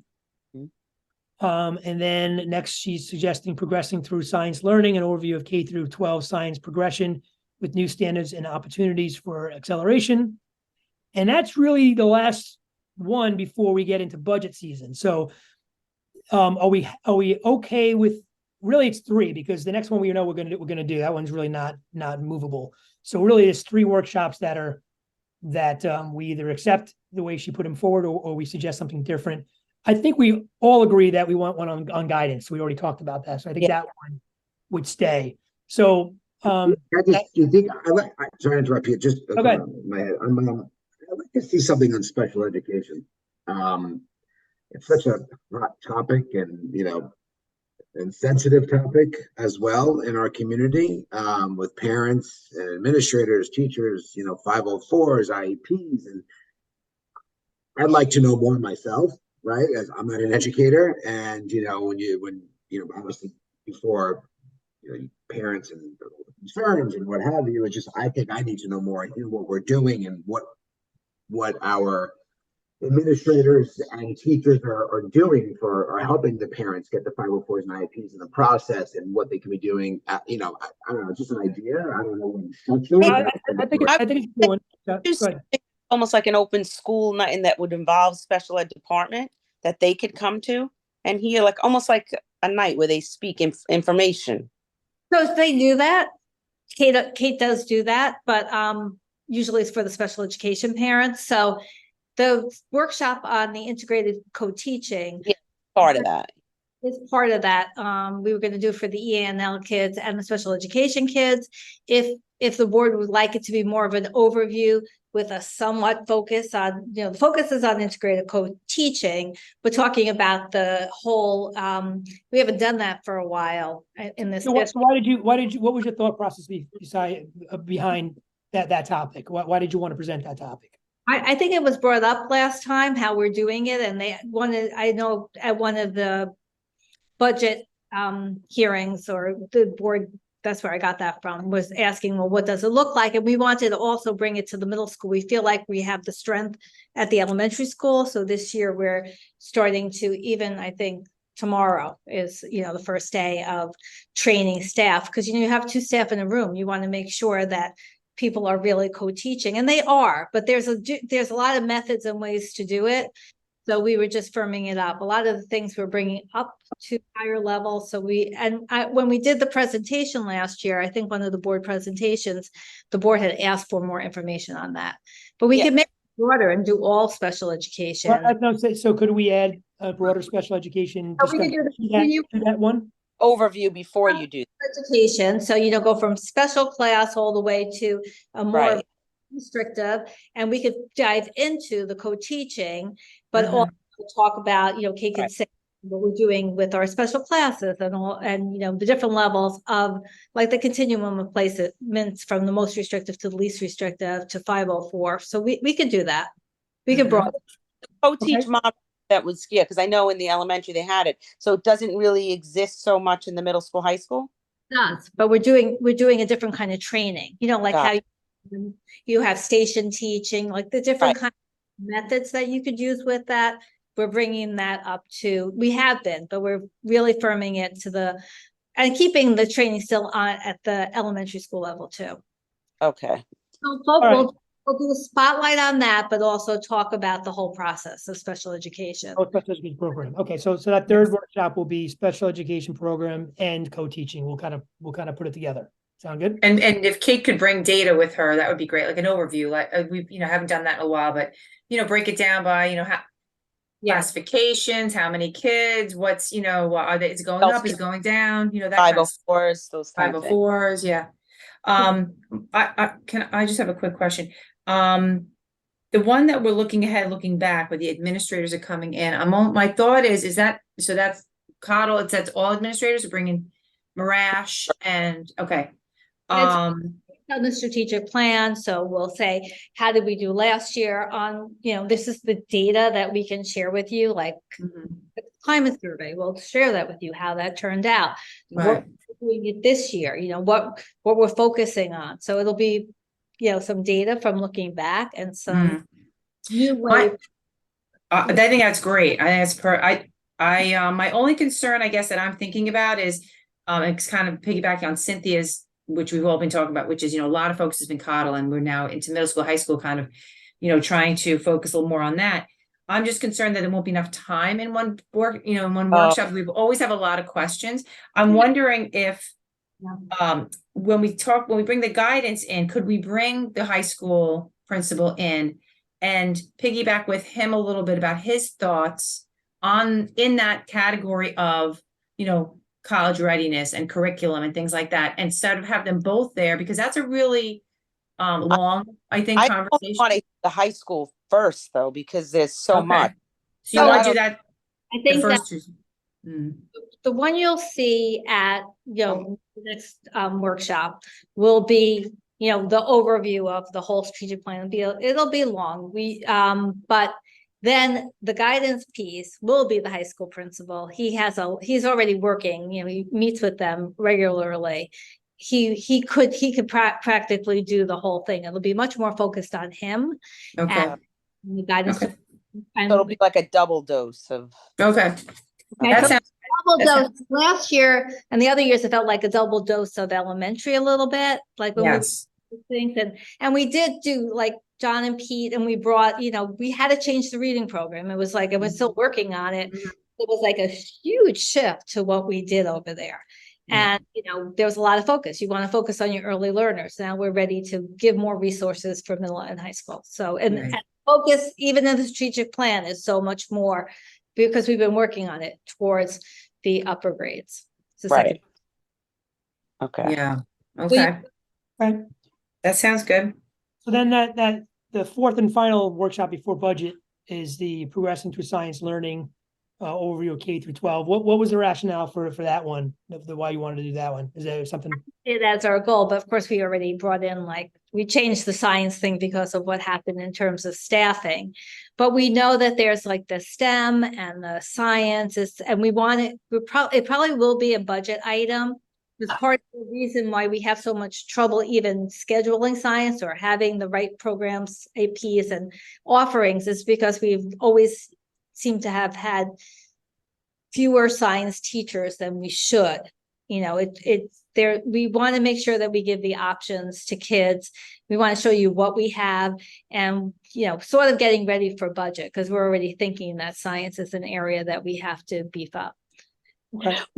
I have a question with the resignation. rooms. Yeah, it would be nice. Can we do any of the workshops in different locations or no, it has to be in the library? Or will they bring nice videos and stuff? Yeah, they will bring nice videos and I think the library is just so exciting. Yeah. to have. Well, No, it's, it is. it's where we have our audio and video equipment now, the new equipment. So, but I know Robin will do it, but when we do the workshops, I definitely like to set it up in that So workshop. also, in format. terms of the budget, as you know how we do it, it's always going to be sort of workshopy because we're gonna as we say what we've been doing and where we're going, there's going to be a lot of showcasing and also telling you where we have, you know, where we need help in terms of that. So we also have, we'll show the kids at work too, and you'll that. So our budgets presentations have a lot to do with curriculum also.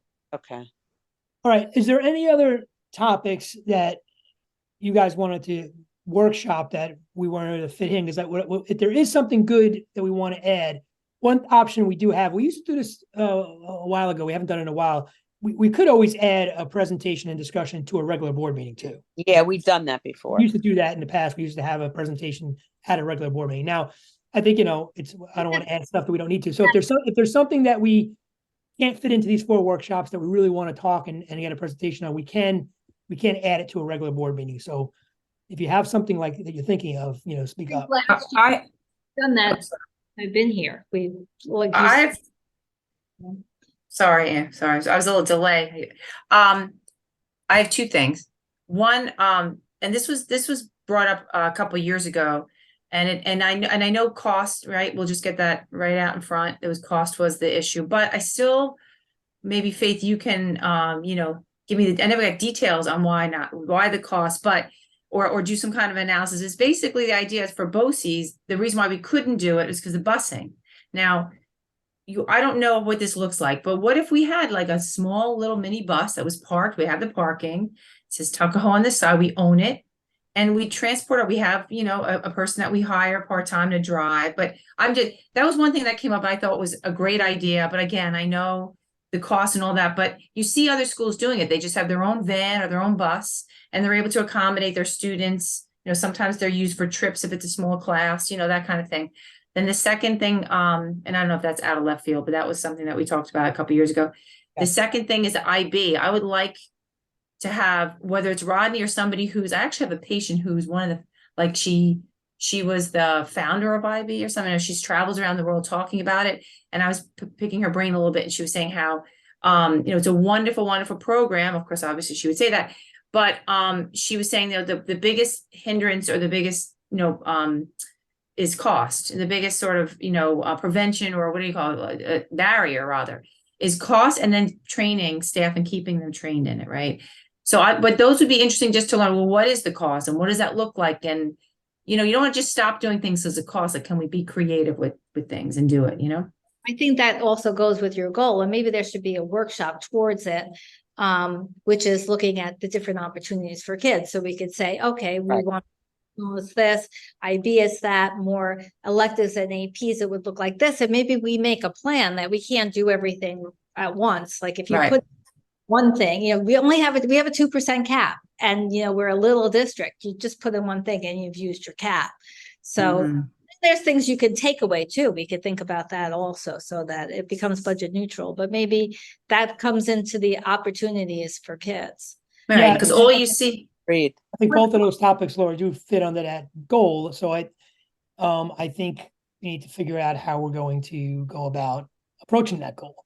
And maybe the first step would be to add a discussion / workshop to one of our regular meetings to talk about these things, BOCES and IB, and what the cost impact is, and you know, where we want to prioritize and things of that nature. Right.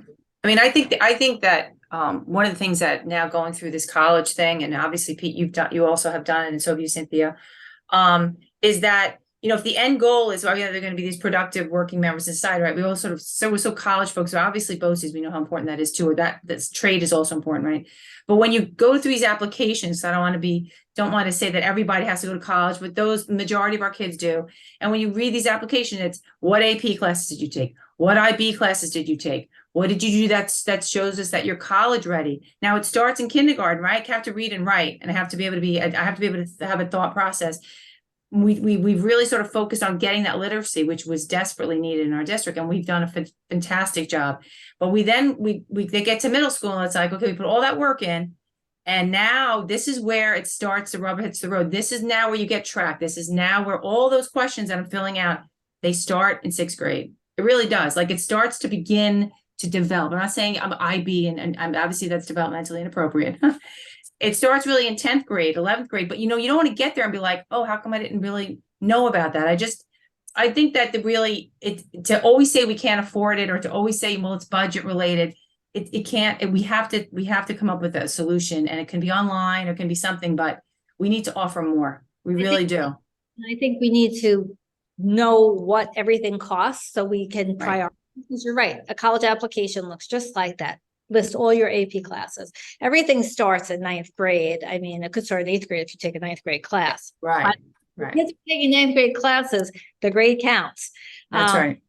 But I think that, you know, just the extracurriculars, everything. Yeah. Oh yeah. Activities. Sure. Yeah. More. We do offer many things. I think not enough kids are taking an opportunity to actually do it. And Right. that's what I say, starting younger is what has to happen. Like when you're in 6th grade, you already have to start thinking, what do I got to do in college? What Yeah. I need to join some clubs. I need to take, like, if the electives are offered for chorus band, I need to be involved in that. Like, Right. I think that happened, like, you know, the tracking forms that they have in high school. It's almost like you got to start it younger and say, let's lay out a plan. Let's start Right. kids about what do I need to do to get myself more well-rounded. That's what I think. And that's a piece that I would like to see brought back a little bit more, which we got to wait for, is that, and COVID was part of it, but really making sure kids are looking at their plan. Like, Right. yes, in middle Right. school, come to 9th grade, you better really start. And individualize that. Yeah. Yep. The guidance meeting, the guidance workshop, because I know what Mr. Arthur is thinking about, and what he's talking to guidance about. I think we'll have a lot of that in it. That's great. Right. That's great. Yeah. Yeah. No, I mean, and it's not all just about APs. It's about that plan, like Cynthia's saying. You have to, you know, it could be music, it could be theater, it can be all these great things. But if the kids are getting to 11th grade and going, well, what did you do? And they're like, well, I don't know. You know, it's too late. Like the sciences, I should have. I'm like, oh my God, now you're like lost. Yeah. I was talking to one of the 11th graders. She was telling me how she did a class over the summer online. It was something, and she wants to do pre-med, and she did this OR class, and I was asking her about how she liked it. And you know why she did that? Because her mom said, you should do this. You know, like, I'm just saying, I'm just saying there's a lot out there, and there's a lot online. There's a lot of creativity that we can use. You don't have to be sort of, you know, sucked into one particular curriculum. I think the guidance department should be meeting with these kids once a quarter, right? I think it's such a small school. At least once a quarter, right? You know, they need to find out what the kids want to do. What are you doing? Are you involved in this? Are you doing that? Do you want to do this? Ask the questions, right? And try to get these students involved, right? It shouldn't be up, that they're there for. So I think it should be somewhat mandatory where we can try to implement this to get them to meet with each student once a quarter that they cover. Yeah. Arthur is, again, I met with him today. And look, we had one of the things we spoke about at one of the meetings also during budget. Do we need more guidance counselors to have that? So that's something, it's a budget implication, but you have more, you divide it up differently. But he is also looking at, what's going on, and the guidance counselors are, they're very into it too. Like, they're excited too. So there's a lot of movement right now in guidance, and it is exciting. That's but good. No, forward to want a lot of guidance, face to face. Sometimes it does mean staffing. Right. So again, all these are budget implications. It's not like, we could say that, we could get creative around things, like you said. There are online courses, but taking AP online is hard. So, we have to think about, which kids could do that. There's just a lot of things that, I think that the workshop on guidance will push towards what you're saying there. And, maybe, Pete, you want to change that science workshop to high school opportunities, more like what AP, talk about science, the sequence of classes. We could talk about science, we could talk about. It's not a bad idea. I like that idea of switching that workshop out with it might wind up being a second part two of our discussion about that goal number 3, which I think is going to be our most challenging goal and probably most important goal this year, is looking at ways to improve opportunities for our high schoolers beyond traditional academics, beyond gen ed, is what we're talking about, right? So I think that's probably going to require a couple of workshops and a couple of discussions, and it's a good one to do as the last workshop right before budget season, because that's really where we're going to have to make those decisions, right? So I think it's a good idea, Dr. Goodman, if we change that last one to being about this topic, workshopping. I'm going to suggest that maybe we pick a regular board meeting before then, to do like a first crack at this, to talk about this. Maybe we could do some of it, and then, a second part. We could do part 1 and 2. We could just take board meetings and make it, a workshop. Yeah, and make this last workshop a final workshop on that topic, because I think at the end of the day, it sounds like we're going to have to make some priority decisions, because look, the reality of it is that, and although unless we stagger some of these goals, not in 1 year, but it's unrealistic to think that we're going to do IB, BOCES, and all in one. That's not going to happen. So we're going to have to basically prioritize what's more important, or if we do want to eventually get all these things, how are we going to stagger them, in what order, and all that. So I think it's a good discussion to have before budget season. Yeah, and finally, to be a big part about it, like how we choose it. I did want to mention one thing. I did notice. I think you're doing biology 8th grade now. You're offering, which I kind of liked. I was glad to see that. I think that's a smart decision, because the earth science one is rough for 8th grade. So it's earth science is just like a very dry subject that a lot of kids have trouble with, and living in bio is just so much better. It makes more sense. Yep. It was a great outcome, Amy. It was. It's funny how sometimes crises create better outcomes. Right. So I'm sorry. I just want to say one thing. The teachers who are involved and who have found out new schedules at last minute pretty much, they are, and that's why we gave them some staff development hours. Maybe we'll give them some more, but they are real heroes in this, and they are just delving in, and I'm just I really thank them for that. Yeah, I did notice a few switch ups, and I'm like, that's interesting. I said, and I was thinking to myself the same thing. These teachers must have been like, oh my God, like, what do I have to do? But I think, Amy, I think the outcome though for biology, like you said, versus earth science, I think it's earth science is such a dry, and kids don't do well in earth science, and biology being more, life kind of, living organisms rather, and just more interesting for the students. I think it's a great decision. It was great outcome. What I'd love to see, and it's all around, I'd love to see, is why algebra and then algebra 2 trig doesn't come next, and geometry is a standalone. That's the next thing I'd like to see. But that's all around in high schools in general. Makes no sense. It makes no sense. It really doesn't. You should be doing algebra trig next, not geometry. The last thing you do, because then also calculus rolls itself into trig. It makes no sense. Right. But anyway, that's another question: is have you taken a calculus class? And then when they, you get there, they make you take these tests to see if you can test into these or test out of these classes. And this is where earlier is better to get at least your brain going with these things. Yep. But none of that is going to help Therese get her laundry done tonight. Oh my God! I got to. Yes, we're gonna have to get her out of here. Now Jack. Way too late, Therese. Too late. All right, is it right? And Jack, no, I'm still gonna have to do my laundry. Yeah. There are uniforms that have to be washed. Yes. Good place to stop. Great discussion. I think really we did accomplish what we set out to do, which is start to get a focus as a board where we want to go this year. And I think we did that Yeah. tonight. I think that's really good, and we'll keep it going. Great discussion. We definitely had a bunch of people, and then we lost them all, almost all. except for Shockingly. Elisa. I'm not There's sure if there's but one kudos to person hung Elisa on. for sticking through all the way to the end. Let's turn on her mic and see if she's really there. Were you saying we lost all? I didn't hear we lost all their. No, we had audience? a bunch of folks, but as the discussion went on, we have people who dropped. They have lives, have things to do. I'm sure, as you would imagine. But I think it's good to do discussions in person. This is the first time we've actually done this. We've had a discussion like this in public, and I think it's to this extent, and I think it's good. I think it's really healthy. Mhm. So good stuff. Nobody's gonna ever run for the board. Well, this is really where the rubber meets the road. These discussions. This is where Right, it all and like, oh, this is all the magic behind the closed doors. Yep. Wow. Remind us that we do have an audience out there, because I feel like maybe we forgot sometimes. It's good though. It was good. That's great. They had to see how the sausage is made. So it's Yeah. good. All right, awesome. Thank you very much, everybody. For We the have to time. close the meeting, Pete. We have to Oh. close the meeting. Thank you for keeping me honest. So do I have a motion to close the meeting? Cynthia, second. Therese, all in favor? All right, great. So we are done. Great job. Great discussion, guys. Night. See you soon. Good night, everyone. Good night. Good night.